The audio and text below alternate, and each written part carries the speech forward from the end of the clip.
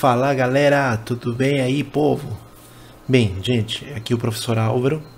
Vou continuar com a nossa aula de farmacologia dos antidepressivos, tá? Dando continuidade à nossa primeira aula, na qual falamos, né, dos conceitos principais, as teorias pelas quais funcionam, no caso, os antidepressivos, a depressão, né, os transtornos de humor, que elas vão trabalhar.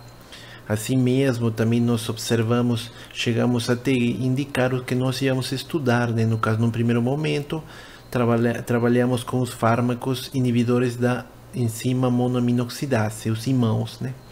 Hoje nós vamos a falar de uma segunda classe, no caso, importância no tratamento da depressão, que vão ser os antidepressivos tricíclicos, ou ADTs, no caso.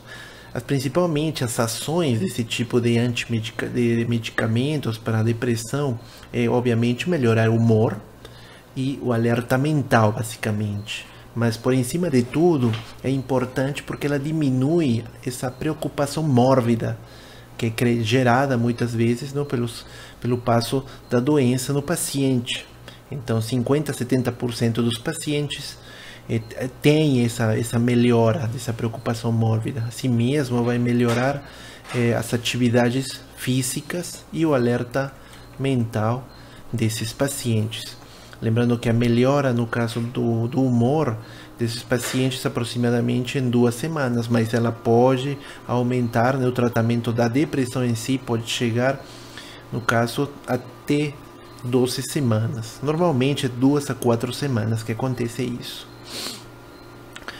Um problema seríssimo que se afronta quando se utiliza esses medicamentos para depressão ou antidepressivos é a tolerância que eles podem gerar. O organismo ele se transforma tolerável, então o medicamento passa a ser ineficiente. Então, no caso, é bom por isso que o início do tratamento farmacológico seja gradual, no caso. Então a dosagem, no caso, tem que ser diminuída gradualmente. Não pode começar com o início assim, da dosagem alta, no caso, senão vai dar tolerância. Os mecanismos de ação desses antidepressivos tricíclicos, eles trabalham em 2 frentes. A primeira, inibição da captação do neurotransmissor, no caso, né? Que isso a gente lembra, né? Que se vê a nível pré-sináptico. E também o bloqueio dos receptores a nível pós-sináptico. Lembrando que o bloqueio desses receptores, quais receptores? Receptores muscarínicos, que são tipo colinérgicos, receptores histaminérgicos, antihistamínicos, receptores alfa-2 e beta-adrenérgicos. Lembrando, né, receptores, esses alfa-2 e os betas estão envolvidos tanto no caso, na questão respiratória como na questão cardíaca. Também receptores serotoninérgicos, a serotonina, e dopaminérgicos. É raro quando eles trabalham bloqueando os dopaminérgicos, mas também tem se apresentado casos. Quando tem o bloqueio desses receptores, no caso, se fala bastante que eles, de acordo com os artigos e a literatura, que eles são responsáveis pelos efeitos terapêuticos, pelos efeitos colaterais, tá, gente? Então, esse segundo mecanismo, que é no bloqueio dos receptores, se fala que está envolvido com o aparecimento de efeitos colaterais, tá? Usos terapêuticos desses medicamentos, obviamente, para os variados tipos de depressão. Podemos utilizar eles para depressão moderada grave, os efeitos desses antidepressivos e também tranquilizantes. Os efeitos vão se aparecer, como tínhamos falado, depois entre a 2ª e 4ª semana, com aumento do humor, né, apetite e capacidade de atenção. Isso é importante porque na depressão ela provoca um déficit de atenção, de criar novos conceitos. Então ela cria tem uma anonia, né? A pessoa perde o gosto por atividades que davam prazer para ela. E isso está falado, no caso, na capacidade de atenção, num 80% de melhora. Então isso é significativamente muito importante, o uso desses medicamentos. Como a gente fala, combinações podem beneficiar pacientes com depressão em esquizofrenia, né, que vai ser o próximo tema que nós vamos falar, sobre antipsicóticos. Ou também a ansiedade moderada grave e na psicose. Então, muitos desses medicamentos também podem ser utilizados como antipsicóticos, ou contra aquele paciente que tem esquizofrenia, mas também tem um quadro de depressão. E essa eficiência destes antidepressivos tricíclicos, elas dependem fundamentalmente da dosagem, que tínhamos falado que tem que ser gradual, não pode ser muito alto, senão cria tolerância, e também pela frequência, o tempo de duração desse tratamento. A escolha, no caso desses medicamentos, vai ser independente de cada um deles. Ou seja, a sertralina é uma coisa, a fluoxetina, paroxetina, então é bem diferente. Pacientes com transtorno de pânico respondem bem também a esse tipo de antidepressivo tricíclico. Uma coisa interessante de ver é que quando você utiliza esse tipo específico de antidepressivos tricíclicos, tem que observar, no caso, e ser considerado os pacientes com doença cardíaca. Ou também pode ser com hipertrofia prostática ou glaucoma, já que esses são o que? São atividades anticolinérgicas. Então, já que eles trabalham, como tínhamos falado, receptores muscarínicos, os mecanismos de ação, e também com receptores adrenérgicos alfa-2 e beta-adrenérgicos, então tem que ter cuidado com esse tipo de pacientes. A farmacocinética desse medicamento, ela é bem tranquila, na verdade.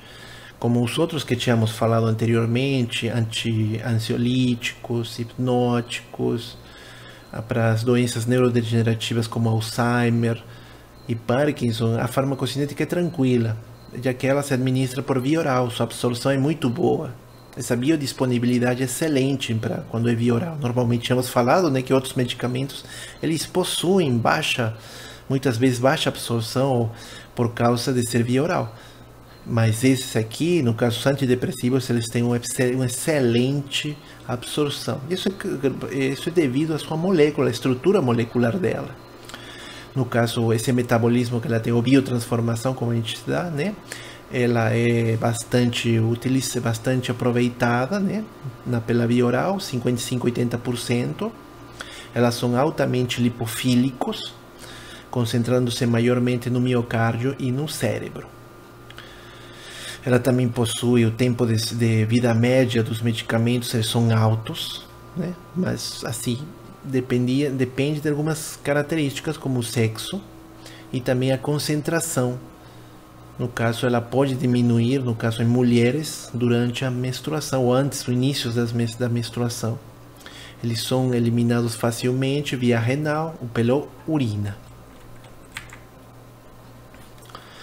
Esses, no caso, antidepressivos tricíclicos, eles apresentam efeitos colaterais. Nossa continuação falaremos alguns deles. Primeiro, aqueles que são esperados, que já sabemos que vão acontecer com o uso do paciente. Como no caso, tem um ressecamento das mucosas, se for da boca, xerostomia, retenção urinária, pelos efeitos anticolinérgicos que tínhamos especificado, visão distorcida, né, ou falta de acomodação visual. No caso, esse ressecamento que tínhamos falado pode acontecer também na garganta e no nariz. Aquela clássica, né, hipotensão ortostática, então o cuidado dado a esse paciente tem que ser falado para ele no momento da administração desse medicamento, porque esse medicamento vai provocar tontura, fraqueza no início do tratamento. Então é importante você, como profissional da saúde, acompanhar esse paciente. E também os efeitos sedativos que provoca, então ele é hipnótico.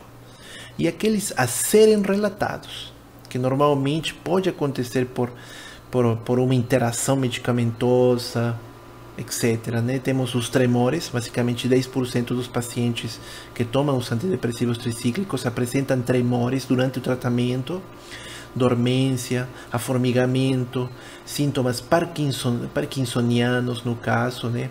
Aquelas discinesias, essa falta de locomoção, arritmias, taquicardias, como tínhamos falado, né? Porque interage com no caso, com os receptores beta-adrenérgicos, insuficiência cardíaca, atividade convulsiva e comportamento suicida, que no caso isso é o mais perigoso durante esses efeitos colaterais. Nesta figura estamos apresentando para vocês de uma maneira mais alegre, né? No caso que um texto escrito e me escutar falar, né? Aqui uns desenhos, né? Para você não esquecer desses efeitos colaterais que apresenta, né? No caso tínhamos falado uma coisa que tínhamos esquecido, é o aumento da massa corporal, tá? Então vai ter um aumento de peso, a retenção, xerostomia, que não é nada mais do que o ressecamento da boca, falta de saliva, constipação, taquicardia, sonolência, que é o efeito sedativo, náuseas, a visão borrada, né, que a gente falou, né, a visão distorcida e arritmias, tá certo? Uma coisa interessante para ver no caso desses antidepressivos tricíclicos é o que? O síndrome de abstinência ou de descontinuação, no caso, que provoca nos pacientes o quê? Sintomas de mal-estar geral, como tínhamos falado, náuseas, vômitos, alterações gastrointestinais, obviamente, ansiedade, irritabilidade desse paciente, insônia e sonhos vividos, no caso. Quando trata de doenças que afetam o sistema nervoso, sempre esse efeito, né, que causa esses sonhos vividos, né, parece que o paciente realmente está vivendo o sonho. Tanto que ele grita, chora. Também pode provocar movimentos parkinsonianos ou a catícia, né? Lembrando que a catícia é uma sensação de tremor muscular, agitação e uma incapacidade de ficar sentado ou parado, sempre está mexendo um membro, no caso, né? É um efeito colateral, no caso da medicação antipsicótica também, que a gente vai ver antipsicóticos ou de antidepressivos. A intoxicação também seríssima, no caso com esses antidepressivos tricíclicos, já que no caso ela vai durante essa intoxicação vai causar inconfusão, convulsões, alteração da concentração, que é uma coisa que normalmente tem melhora, né? Tínhamos falado que melhora a concentração desse paciente, mas a intoxicação leva a uma piora, um efeito contrário, um efeito antagônico, uma sonolência grave, alargamento das pupilas, que é mais ou menos midríase, alteração da frequência cardíaca, febre, alucinações, inquietação, respiração curta, cansaço, fraqueza e vômitos. O tratamento, no caso de desintoxicação, né, no caso é tentar, com alguma técnica de emergência, diminuir a absorção desse medicamento, ou aumentar a eliminação, e o tratamento específico das intercorrências cardiopulmonares. Então tem que ter cuidado, porque você tem que melhorar essa eliminação e também tratar, no caso, as questões cardiopulmonares, desculpa. Como é o que é a respiração curta, né? No caso uma dispneia, no caso frequência cardíaca, alteração da frequência cardíaca, fraqueza, vômitos.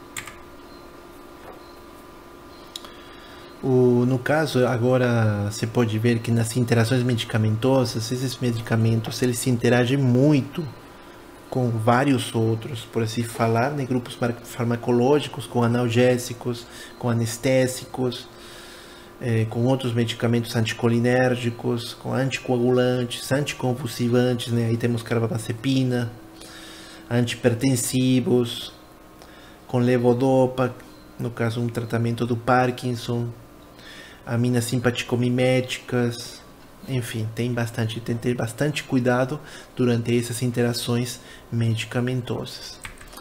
Também podemos observar, né, no caso que com etanol, também ela vai provocar um aumento, no caso do efeito hipnótico, do efeito sedativo, que leva, né, a uma dormência geral que pode levar ao coma e a morte desse paciente.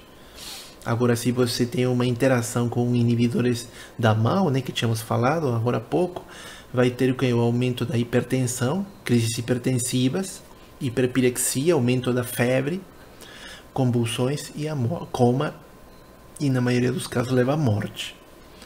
Assim mesmo, é muito perigoso, tem que ter bastante cuidado a fazer o acompanhamento desse paciente com esse tipo de medicamentos especificamente. Agora entramos a falar de outra classe de medicamentos, que são os inibidores seletivos da recaptação de serotonina, os que normalmente são os tratamentos de primeira escolha, tá? O ISRS. As ações desse tipo de medicamentos é bloqueio da recaptação e degradação especificamente de que neurotransmissor? Da serotonina, tá? Então, esses tipos de medicamentos só trabalham com serotonina, então eles são bem seletivos, mais do que os anteriores, as duas classes anteriores que nós tínhamos falado. Esse aumento dos neurotransmissores, no caso, vai fazer com que a serotonina, né, consiga fazer essa ligação e emita uma resposta, no caso no órgão efetor. Demora 2 semanas para produzir a melhora, no caso significativa do humor, quase geralmente todas têm a partir dessas 2 semanas, 10 a 14 dias, algumas literaturas elas nos indicam. 80% dos pacientes que são tratados com essa classe de medicamento respondem somente a um antidepressivo. Então isso é bom, porque você somente utilizaria um medicamento e não teria que estar associando outros, como tínhamos observado com as classes anteriores. Os usos terapêuticos e principais indicações clínicas vão ser, né, no caso, contra a depressão grave a moderada, contra o transtorno obsessivo-convulsivo, obesidade, transtornos alimentares, anorexia e bulimia nervosa, que é específico da fluoxetina, que trata esse tipo de transtorno alimentar, transtornos bipolares, né, que são transtornos do humor, transtorno de pânico, síndrome do pânico, autismo, transtorno de ansiedade generalizada, transtorno de estresse pós-traumático, transtorno de ansiedade social e transtorno disfórico pré-menstrual. A farmacocinética também desse tipo de medicamentos inibidores seletivos da recaptação de serotonina é bem tranquila, no sentido de, na parte da absorção, que ela é muito bem absorvida por via oral, tá? Uma coisa diferente, assim, bem diferente, que a gente encontra na farmacologia, que normalmente fala, né? Medicamento não pode consumir com medicamento, com alimentos. Tem que consumir antes, tem que consumir depois, enfim. Mas quando a gente fala dessa classe de antidepressivos que trabalham com serotonina, os alimentos, além de não interferir, no caso, com o metabolismo, no caso desses medicamentos, por exemplo, da sertralina, tem sido observado em muitos trabalhos e na literatura, que a sertralina ainda é melhor absorvida em conjunto com alimentos, já que ela vai ter um aumento do seu pico plasmático, ou a concentração máxima plasmática no sangue, de 30%.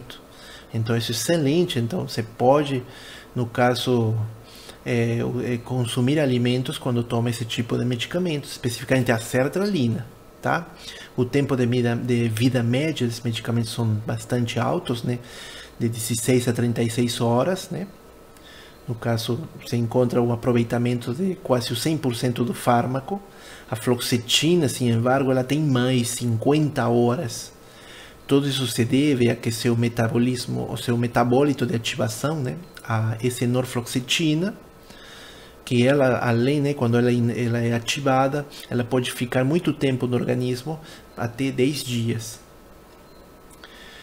Outra coisa interessante da farmacocinética é que a fluoxetina e a paroxetina inibem muitas enzimas hepáticas envolvidas na eliminação e biotransformação de antidepressivos tricíclicos, antipsicóticos e alguns antiarrítmicos e beta-antagonistas adrenérgicos. Então tem que ter um cuidado, no caso,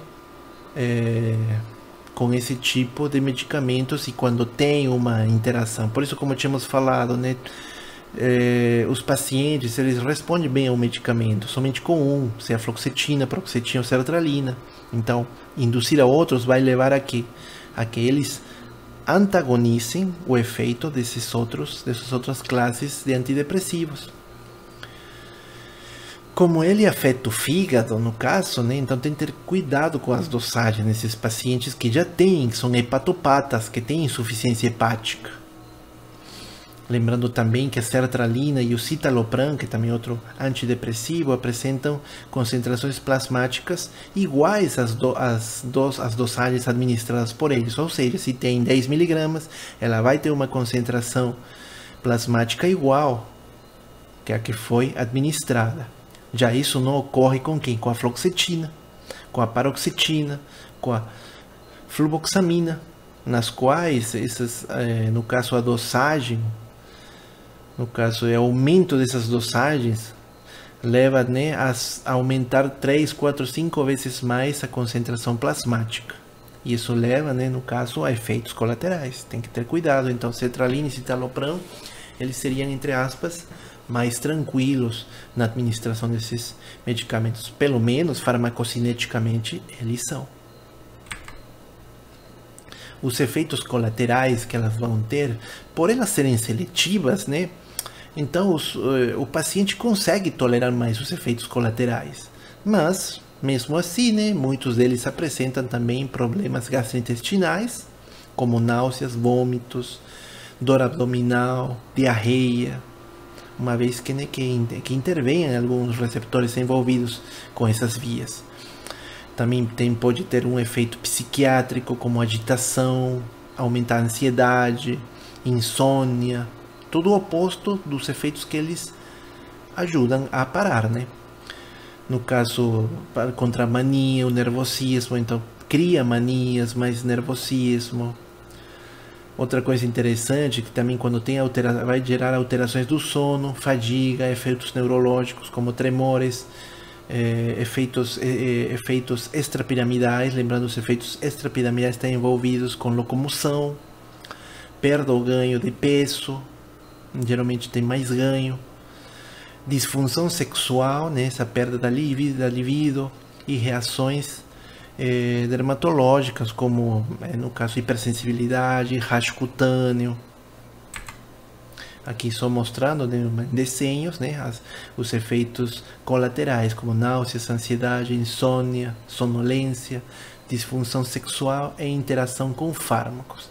E aí uma das coisas, os efeitos colaterais, que é essa interação com os fármacos, já que, igual como tínhamos falado dos anteriores classes farmacológicas para depressão, eles interagem bastante com muitos medicamentos.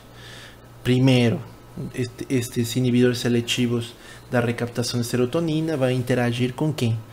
Com antidepressivos tricíclicos, bastante. Com lítio, então um paciente que está sendo tratado de uma mania, no caso um transtorno bipolar, e que também está no caso com depressão, ele tem que ter cuidado, tem que ser avaliado, porque normalmente o carbonato de lítio é uma droga preferencial para esse transtorno bipolar. Com inibidores de monoaminoxidase, embora não sejam mais utilizados, mas é interessante saber. Haloperidol, no caso antipsicótico, fenitoína, fenobarbital, anticonvulsivantes, carbamazepina, anticonvulsivante, alprazolam, benzodiazepínico, ansiolítico, e enfim, propanolol, metoprolol, que são para funções cardíacas, varfarina, tabagismo. Se as pessoas que fumam também vai dar uma interação. Pessoal que toma, no caso, anfetaminas ou derivados de anfetaminas, dextrometorfano, que são antitussígenos, né? No caso aqui antihistamínicos, efedrina, pseudoefedrina. Então tem muita interação, tem que ter cuidado para não aparecer os efeitos, no caso, colaterais. Temos agora outros medicamentos que eles são separados porque eles envolvem outro tipo de classes e de efeitos que a gente vai falar, mas todo contra a depressão, tá? O primeiro deles é o cloridrato de bupropiona, né? Também conhecido como Ziban. O CF, ele é o que? É um antidepressivo monocíclico. O mecanismo de ação, né, inibidor da captação de dopamina e norepinefrina, no caso. Então são dois neurotransmissores que está ajudando e aliviando os sintomas da depressão. Não inibe a monoaminoxidase, então ela não tem nada a ver, não tem um efeito indireto, né, no caso. e tem pouca afinidade por sertralina, mas não quer dizer que não vai trabalhar com ela. Pode, mas assim é bem pouco. Mas trabalha mais com dopamina e norepinefrina. Assim também não interage com sistemas histamínicos, antihistamínicos e colinérgicos. Então isso é bom por isso, porque tínhamos falado os anteriores que eles também interagem. Tem tanto os antidepressivos tricíclicos como os inibidores seletivos da recaptação de serotonina. Eles não interagem. As indicações clínicas ou usos terapêuticos tem que ser usados em pacientes que não responderam frente ao tratamento com antidepressivos tricíclicos e que não toleram os efeitos colaterais dessas drogas, pior ainda. Também para atenuar no caso, os sintomas de abstinência da nicotina em pacientes fumantes em recuperação. Uma desvantagem, no caso, é que tem uma atividade convulsiva presente nos pacientes e uma necessidade de várias dosagens. Então, isso quer dizer que ela pode criar uma tolerância também. Os efeitos colaterais dessa bupropion-ziban, basicamente, né, temos os relatados, os que sabemos que vai acontecer, né, efeitos gastrointestinais, né, vômito, náuseas, inquietação, né, agitação, ansiedade e insônia. Também vai ter o aumento da pressão, da massa corporal, e sedação. E aqueles que pode acontecer devido no quê? A uma intoxicação, pode ser devido à interação contra o medicamento, vão ser convulsões e o comportamento suicida, que é o que não quer chegar, já que isso pode tirar a vida desse nosso paciente. Outro medicamento também interessante é a mirtazapina, né? Cloridrato de mirtazapina, também conhecido como razapina, menelate, remeron ou Soptavi. As ações, né, ele é um antidepressivo tetracíclico.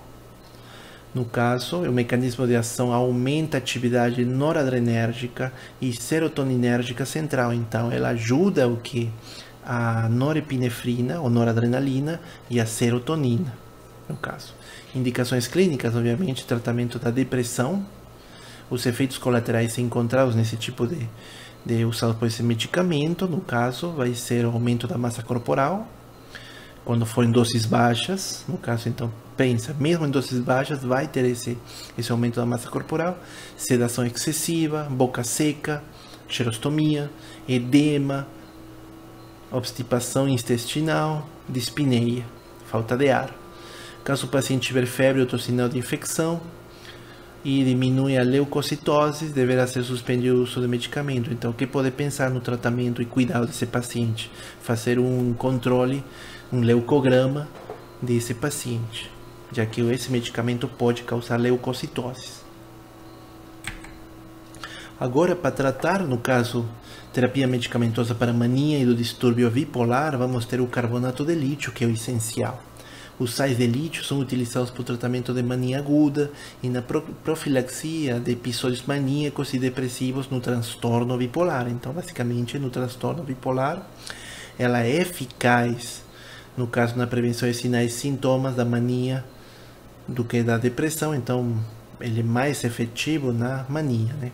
Não possui propriedades sedativas, ele não é sedativo, nem depressor ou eufórico, tá? Isso é importante. O índice terapêutico do lítio é baixo e os sais do mesmo podem ser tóxicos. Esse é o único problema principal, que ele pode provocar uma intoxicação e mais ainda, ele pode provocar uma interação se a gente administrar com a classe farmacológica que falamos, os inibidores seletivos de recaptação de serotonina, pode ter uma interação. Outra coisa interessante é que a função da tireoide, se ela se vê comprometida, ela pode diminuir. Portanto, pacientes de distúrbio bipolar que são administrados, estão em tratamento com carbonato de lítio, a função tiroidiana tem que ser monitorada. Os efeitos colaterais, vamos ter dentro dos esperados, sempre atinge esse trato gastrointestinal, então vai ter náuseas, vômitos, transtornos alimentares como anorexia, dores abdominais do tipo cãibra, poliúria, polidipsia, excesso de sede, né, polidipsia, poliúria, excesso de micção, tremores leves nas mãos. E aqueles que vão ser relatados, temos os vômitos persistentes, diarreia profusa, letargia, lentidão, fraqueza, fadiga progressiva que vai aumentando, e um efeito colateral, aumento de peso, massa corporal, pruridos, né, efeitos cutâneos, aquele sabor metálico produzido, né, na cavidade oral, hiperglicemia, aumento da glicose e causa toxicidade ao rim. As interações medicamentosas, que pode ser esse carbonato de lítio, né, que tínhamos até falado, né, com os anteriores, mas de maior importância, com diuréticos. Quando ele vai trabalhar com diuréticos, tem que ter cuidado, já que ela vai diminuir os níveis de sódio. Então, se você está trabalhando com um diurético, né, pode interagir. Com a metildopa, no caso, né, de medicamentos antiparkinsonianos, a indometacina, piroxicam, que são anti-inflamatórios não esteroidais. Então tem uma série de problemas que com essas interações se tem que ter um cuidado e uma monitorização, né, no caso desse paciente. Bem, pessoal, se tiverem alguma dúvida dessa aula, né, aí tem meus contatos, meu e-mail, meu celular, WhatsApp. Lá na aula a gente se encontra, estuda. Tchau, tchau.